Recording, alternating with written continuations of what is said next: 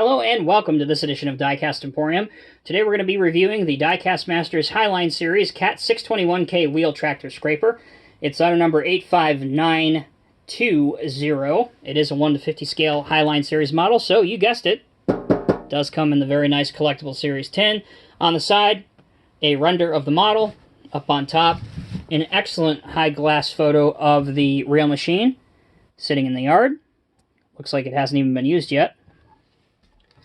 And on the back, another gorgeous picture of it.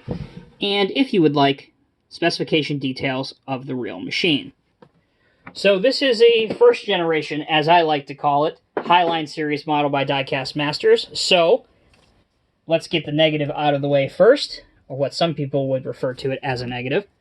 And that is our friendly neighborhood heavy equipment operator, Bob, is not removable from the cab of this machine without doing some modification yourself.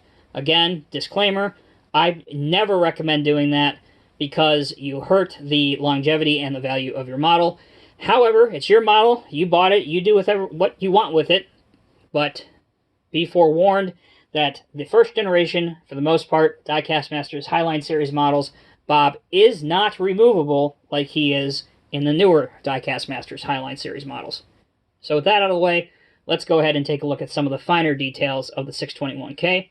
So this is a reworked model. This model was previously released by another manufacturer, but Diecast Masters has improved the functionality of it. At least the version that I have, the functionality is much improved over the person that made this, or the company rather, that made this initially. But again, some of the highlights of the details include a small antenna up here, a working light, extremely busy hydraulic line detail across the gooseneck mechanism, which is very accurate to what you would see in a scraper of this size. Coming to the back, you have a GPS pod. These grab rails here, or handrails, are plastic. However, these up here, if I turn the scraper around to the side so you can get a better view of it, these right here, along with the mirrors, those are all die-cast metal, and they are thin and to scale. While we're on this side, we can get a better look at the cat logo here, and some of the other finer decal applications, such as the grade control, which is perfectly legible on this model, and another graphic over here on the side of the scraper pan. So on the back, you have this push block right here. Again, if you're not familiar, if you have a bulldozer by Diecast Masters, something like a D9 or a D10 would be perfectly acceptable. You can pose it pushing the scraper along. It would make a convincing pose that way. On the front of the 627, you have our operator kind of offset a little bit to the right so you can see where it's going. The steering wheel is actually angled a little bit, just like it would be on the real 621Ks. Cat on the grill. Alright, so with that done, let's take a look at the functionality. And this is where this model in particular really shines, in my opinion. So, as a scraper, you really just want it to be able to do one thing, and that's scrape along very realistically. And, well, two things. Scrape along very realistically, and then pose it, discharging the load realistically.